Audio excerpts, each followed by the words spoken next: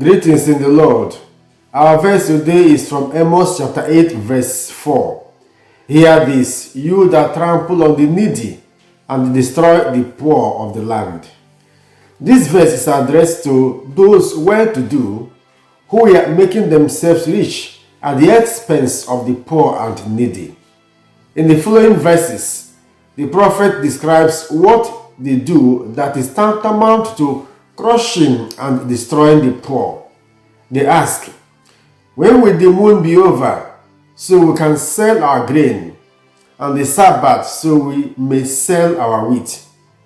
They wanted to hurry over the religious festivals so that they could get back to their business, because they regarded religious festivals as interruptions of business instead of occasions to worship God.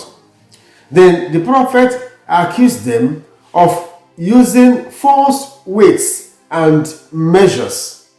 They reduced the ephah, which is the measuring scale, and increased the shekel. By doing this, these traders made the people pay more money and yet get fewer goods. The third accusation is that they buy the poor for silver and the needy for a pair of sandals. The rich traders treat the poor as objects or commodities rather than as human beings.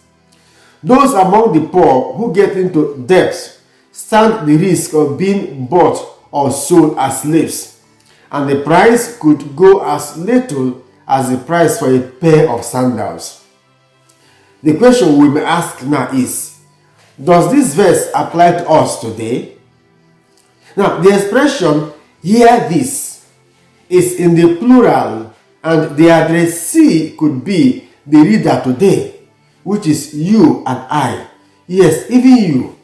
So, it applies to us, for whom religion and religious festivals and worship are a waste of time or obstacles to business activities.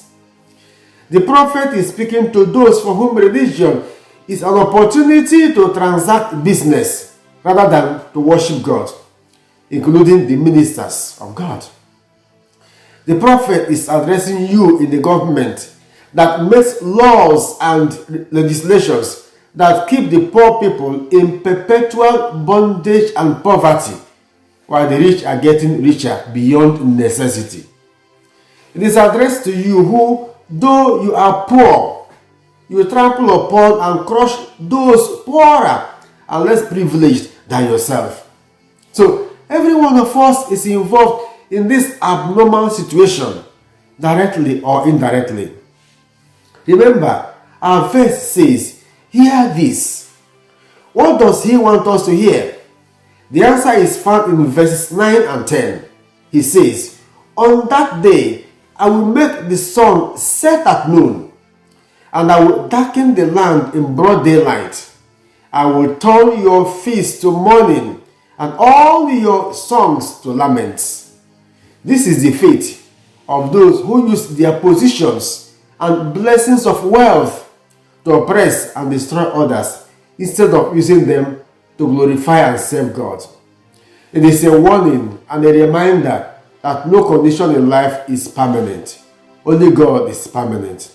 It is an invitation to do business with morality and integrity, and to practice religion with God at the center and with salvation as a goal. As you worship the Lord in every situation, may God rescue you from every terror and intimidation.